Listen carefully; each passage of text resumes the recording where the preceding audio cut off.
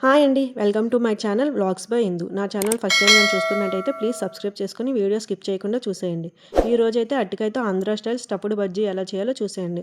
ముందుగా స్టఫ్ కోసం సన్నగా తరిగిన ఆనియన్స్ అండ్ కొత్తిమీర ఒక బౌల్లో వేసుకొని ఇప్పుడు అందులో చిటికెడు చిల్లీ పౌడర్, చిటికెడు సాల్ట్ వేసుకొని మొత్తం మిక్స్ చేసుకొని పక్కన పెట్టుకోండి. ఇప్పుడు ప్యాన్లో లైట్గా ఆయిల్ వేసుకొని ఆయిల్ మరిగాక 3 టేబుల్ స్పూన్ పల్లీలు వేసుకోండి. పల్లీలు దోరగా వేయించండి. పల్లీలు గోల్డెన్ కలర్ వచ్చాక half spoon salt, half spoon chilli powder వేసి పల్లీలకు బాగా పట్టేలా కలుపుకోండి. పల్లీలు వేగాక స్టవ్ ఆఫ్ చేసుకొని పక్కన పెట్టుకోండి. దీంతో స్టఫ్ అయితే రెడీ అయినట్టే. ఇప్పుడు అరటికాయ బజ్జీల కోసం అరటికాయలను పీల్ ఆఫ్ చేసి మరీ సన్నగా కాకుండా మరీ లావుగా కాకుండా ఇలా నేను చూపించిన విధంగా మీడియం సైజులో కట్ చేసుకోండి.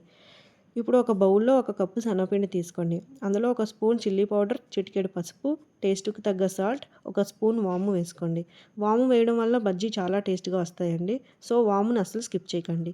చిటికెడు వంట సోడా వేసి ఇప్పుడు ఇవన్నీ ఒకసారి కలుపుకొని వాటర్ వేసి బాగా ఉండలు లేకుండా కలుపుకోండి. ఇప్పుడు కళాయిలో ఆయిల్ వేసి ఆయిల్ మరిగిందో లేదో చెక్ చేసుకోండి.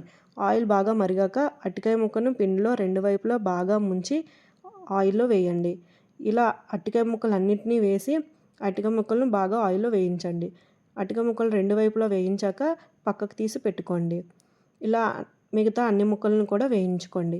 ఇప్పుడు వేయించుకొని పక్కన పెట్టిన బజ్జీకి మధ్యలో కట్ చేసి ఆల్రెడీ ముందుగా రెడీ చేసుకున్న స్టఫ్‌ని పెట్టుకొని నిమ్మకాయ పిండుకోండి. అంతే అండి, అదిరిపోయే ఆంధ్ర స్టైల్ అరటికాయ బజ్జీ రెడీ. నా వీడియో గాని మీకు నచ్చినట్లయితే లైక్ చేసి, కామెంట్ చేసి, సబ్స్క్రైబ్ చేసుకోవడం మర్చిపోకండి.